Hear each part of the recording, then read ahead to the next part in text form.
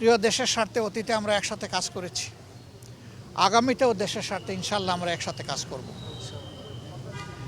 তারেক রহমান সাহেব সহ বিএনপির নেতৃবৃন্দ একই আকাঙ্ক্ষা ব্যক্ত করেছেন, আমরাও একই আকাঙ্ক্ষা ব্যক্ত করেছি। এমনকি আমরা এটাও বলেছি যে 5টা বৎসরের জন্য জাতির স্থিতিশীলতার স্বার্থে একটা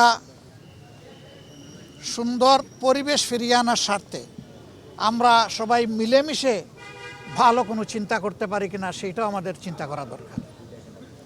এবং আমরা এটাও বলেছি নির্বাচনের পরপরই সরকার গঠনের আগেই আমরা ইনশাল্লাহ বসবো, খোলা মনে কথা বলবো, জাতির জন্য আমরা চিন্তা করব, জাতির জন্য আমরা সিদ্ধান্ত নেব।